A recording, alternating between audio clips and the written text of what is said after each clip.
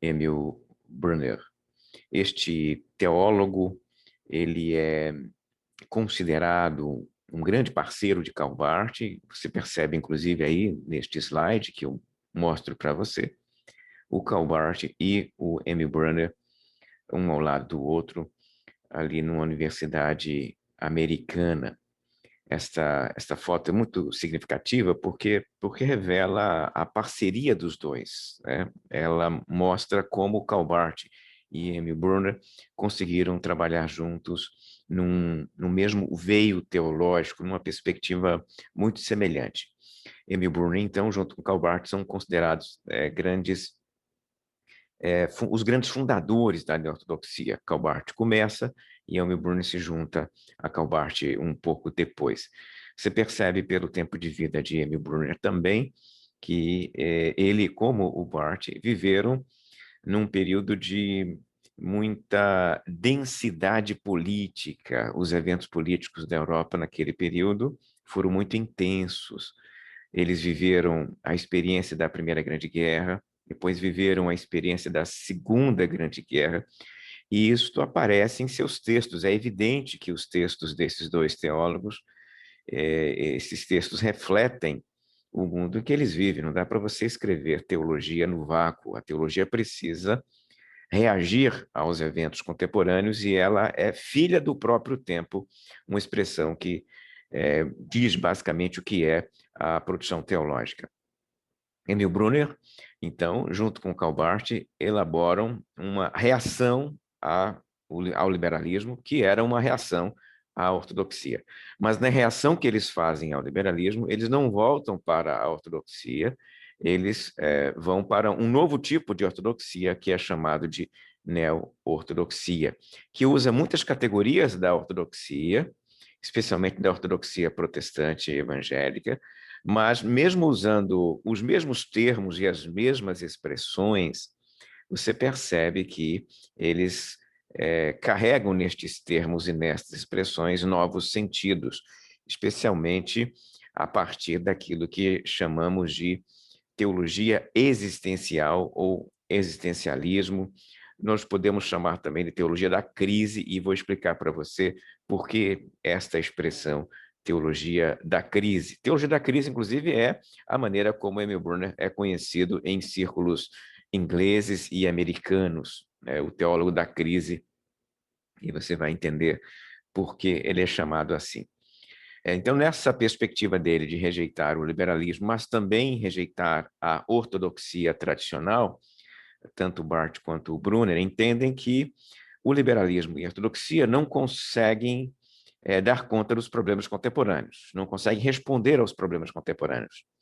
Um tenta se comunicar, o liberalismo, o outro se isola numa espécie de gueto existencial. Mas o Bruno entende que isso não resolve o problema das angústias que o ser humano vive. E para resolver essas questões, eles partem de uma outra figura, um filósofo chamado Søren Kierkegaard, que nasceu em 1813 e morreu em 1855, que é conhecido como o pai do existencialismo, ou pelo menos o existencialismo teológico. Para Kierkegaard, a existência humana ela está cheia de expectativas irrealizáveis. Elas simplesmente não podem se realizar. E como não podem se realizar, elas reduzem a existência humana. E o ser humano tem que viver com isso, ele precisa enfrentar o fato de que ele não vai realizar algumas de suas expectativas, simplesmente porque a existência não permite.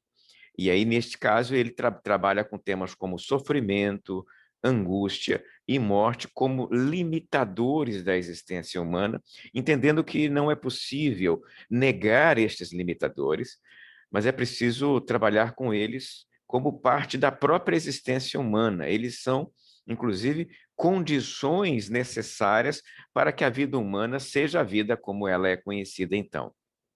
O indivíduo, ele, para realizar aquilo que é possível realizar, ele precisa aceitar estes elementos como parte da própria existência. Então, você percebe que uma caminhada por meio desse tipo de perspectiva vai levar a teologia para enfrentar temas como o sofrimento e a morte necessariamente, né? Daí a lógica de a teologia que parte da existência, a teologia que trabalha a existência como o chão para se fazer compreender. É neste sentido que o Brunner trabalha e discute seus temas teológicos, entende a relação do ser humano com Deus, discute a Bíblia, é a partir deste chão, o chão da existência nua e crua. É assim que o Brunner trabalha. A revelação para ele, então, não é encontrada em livros ou sermões, a revelação ela não pode ser encontrada, inclusive, no próprio texto bíblico.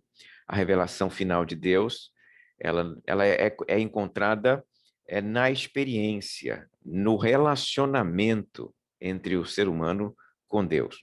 Ele aqui insiste na ideia da transcendência divina, ele insiste na ideia de que Deus é transcendente ao mundo humano, ao próprio ser humano, ao mundo da natureza, ao mundo da criação, e, nesse caso, em função desta transcendência divina, Deus não pode ser conhecido por meio de categorias ou proposições, como isso era feito na ortodoxia tradicional, né?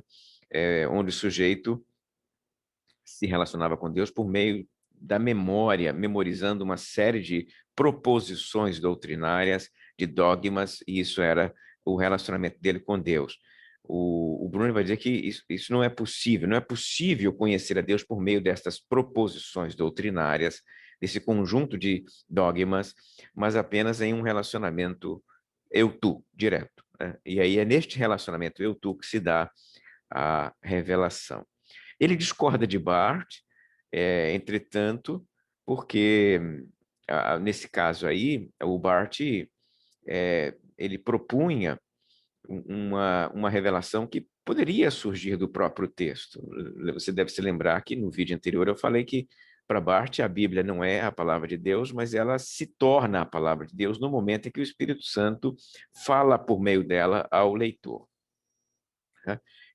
O Brunet, entretanto, ele tem um conceito muito mais amplo de revelação, entendendo que a revelação em Cristo ela é apenas uma parte da revelação total de Deus ao homem, e nesse sentido há outras manifestações revelatórias, há outras revelações, e ela difere das demais revelações, ou seja, a revelação em Cristo difere das demais revelações, não em espécie, né?